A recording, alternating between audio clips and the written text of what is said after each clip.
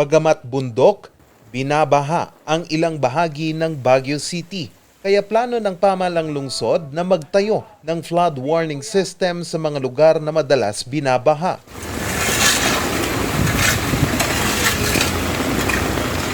Right now, we are also finalizing yung flood early warning system natin. This has been a grant given by the Australian government and with the help of ADB. They're finalizing the installation of the software, finalizing the installation of the flood early warning sensors.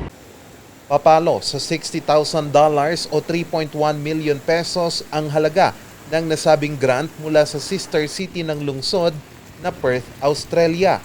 Isa sa mga magpapatupad ng proyekto ang City Disaster Risk Reduction Management Office. Expect na natin is for this to be fully installed, especially the facility to be installed by July, so that by September, October, kung saan yung monsoon rain, that will be the test run.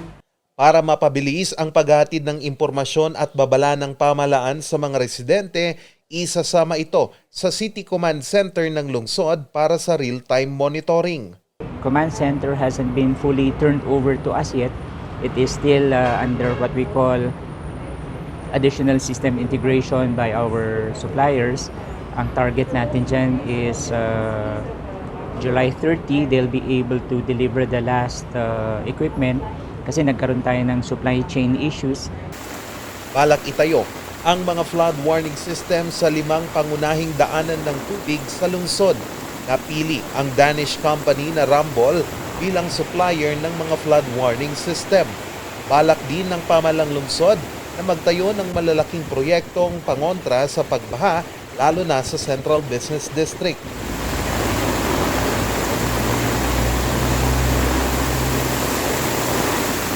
Tayo din po sa city planning din natin, they are promoting yung blue walk at saka green walk, na hindi lahat dapat ng yung sa green walk naman hindi lahat ng road is paved siya.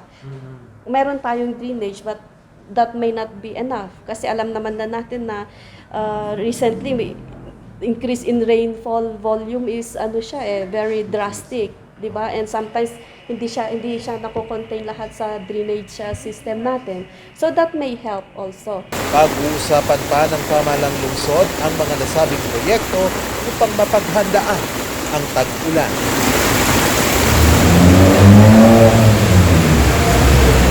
Charles Nicolimon para sa Luzon Headlines.